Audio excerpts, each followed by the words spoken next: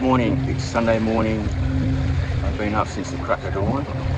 This is the first boat to go out, ship to go out rather, and it's empty, so I don't think there's going to be too much action on that one. Have to wait and see, I think.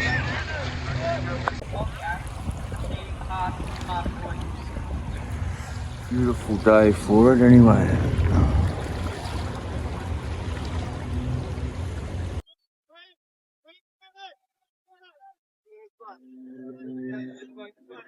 Big collection out there once again.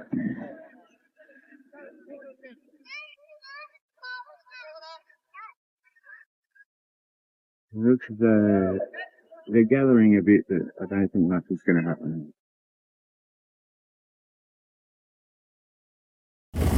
So I spoke to the Rising Tide organisers about their tactics and that, and they offered to put a few of them into play to see how it did affect the police around them. So first of all, they just sent off some swimmers.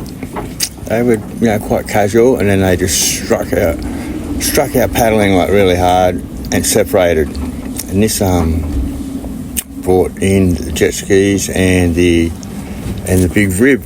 Sort of had to follow them, which was very clever. They were all around the exclusion zone, so they were potentially going to tie up a few resources there. And at the same time, on the other side, they launched a couple of canoes from the other side, which dragged some resources away again. Now, while the police were dealing with the swimmers, then the paddlers, they took off. They went hard. And they just struck out again, and once again it was causing a hazard. All this time there's a ship about to come in, remember. One of the Rising Tide rubber duckies took off. It was over the other side, just, making a nuisance of itself. So that took 2 jet skis and another rib, folded after that. And that was a pretty fun little sort of chase there. So that tied up a few more there. Meanwhile, the swimmers are still getting attended to. There's a few inflatable canoes halfway across. And it's funny because when the police grab the protester out of the canoe, they just leave that floating bit of plastic, to go wherever it wants. So it's very clever. And all the time the participants, they're all whooping and yelling, and Senior Sergeant Ethel is doing her bit on the PA. Then you could hear the other senior sergeants on the boat. I am Senior Sergeant whatnot from Marine Division, doing whatnot. But I don't think anyone got arrested. I actually heard some comments that the police were very courteous and all brought back safely. So no burley there. It's a kayak attack.